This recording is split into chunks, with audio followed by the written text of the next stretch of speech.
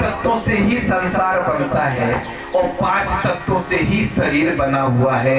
इसलिए कहते हैं कि भगवान कण-कण में व्याप्त है, क्योंकि जो संसार में जो भी परिलक्षित होता है, जो भी हमें दिखाई पड़ रहा है, वो परमात्मा मय है, प्रभुमय है। हरि व्यापक सर्वत्र समाना, प्रेम ते प्रकट होई मैं। परमात्मा कण-कण में व्याप्त है, पर दिखाई क्यों नहीं देता है? हरि व्यापक है, सर्वत्र व्यापक है। भागवत क्या है? बोले भागवत श्रीमद जो भागवत है ना, ये भगवान श्री कृष्ण का वाक्मय स्वरूप है। और कृष्ण तत्व क्या है? बोले वो तो कण-कण में व्याप्त है। लेकिन कण-कण में जब व्याप्त है तो दिखाई क्यों नहीं देता है? तो बोले ऐसे नहीं दिखाई देता है कि जैसे दूध में मक्खन नहीं दिखाई देता है। दूध में मक्खन है, बोले बिल्कुल है, पर कैसे दिखेगा? बोले जब हम जतन करेंगे, उसको दूध को दही बनाएंगे, दही को हम जब पिलोएंगे, जब उसमें से मक्खन निकलेगा। तो ऐसे ही परमात्मा कण-कण में व्याप्त है, परमात्मा सर्वत्र व्याप्त है। लेकिन परमात्मा मुझे दर्शन कब देगा, परिलक्षित कब होगा, दिखाई कब देगा? जब हम साधन करेंगे और भजन करेंगे, तब परमात्मा हमारे ऊपर दया करेगा। क्यों? जब हम परमात्मा को याद करेंगे तो याद का उल्टा क्या होता है? बोले दया। जब हम परमात्मा को याद करेंगे तो ठाकुर हमारे ऊपर दया करेगा। जब हम किसी को बुलाएंगे नहीं, किसी को याद करेंगे ही नहीं, तो परमात्मा हमारी मदद करेगा। एक लौकिक सी बात है, आप मार्ग में जा रहे हैं, किसी संकट में पड़े हुए हैं, और आपने यदि किसी की सहायता के लिए किसी को पुकारा नहीं, तो कोई व्यक्ति जानेगा ही नहीं कि आपके ऊपर कोई संकट है, कोई मदद करने आएगा ही नहीं। तो जब लौकिक बात ऐसी है कि जब संसारी पुरुष आकर के मदद नहीं करता है, तो परमात्मा को जब तक आप याद नहीं करेंगे, तो परमात्मा कैसे तुम्हारी मदद करेगा? तो कहते सच्चिदानंद रूपाय विश्वोत्पत्त्यादि हेतवे तापत्रय विनाशाय श्री कृष्णाय वयं नुमः। अब सच्चिद आनंद भागवत का सबसे पहला श्लोक है, सच्चिदानंद रूपाय विश्वोत्पत्त्यादि हेतवे तापत्रय विनाशाय श्री कृष्णाय वयम्। अब सच्चिदानंद क्या है? बोले सत्य, सत्य माने परमात्मा, चित्त माने, बोले चित्त माने भी परमात्मा, सच्चिदानंद, और आनंद माने, बोले वो भी परमात्मा। तो सत्य चित्त आनंद, जिसका स्वरूप सच्चित चित्त आनंदमय जिसका स्वरूप है, उसको कहते हैं सच्चिदानंद। अब सच्चिदानंद कैसे? बोले जब सत्य से पुकारोगे तो चित्त से, आंखों से दर्शन होगा। जब चित्त से दर्शन होगा तो आनंद की अनुभूति होती है। बोले इसका क्या प्रमाण है?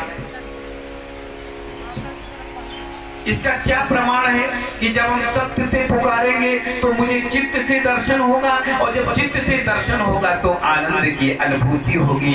बोले इसका प्रत्यक्ष प्रमाण है, बोले द्रौपदी। बोले कैसे?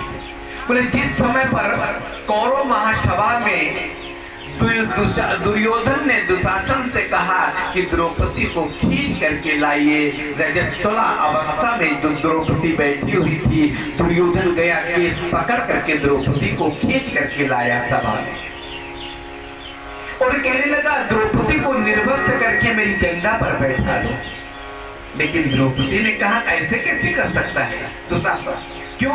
बोले कर्ण विकर्ण भीष्म पितामह द्रोणाचार्य इतने लोग बैठे हुए, और सबसे पहले तो हमारे पति ही 5 पांडव बैठे हुए हैं, धनुर्धारी अर्जुन, और बोले गदाधारी, बोले भीम, धर्मराज, युधिष्ठिर, नकुल, सहदेव, इतने बड़े बड़े योद्धा बैठे हुए हैं। इनके समक्ष में मुझे निर्वस्त्र कौन कर सकता है? तो एक बात बताओ, जब द्रौपदी के जीवन में संकट आया तो क्या ठाकुर जी वहां पर नहीं थे? जब परमात्मा कण-कण में व्याप्त है तो क्या परमात्मा उस जगह पर नहीं था क्या?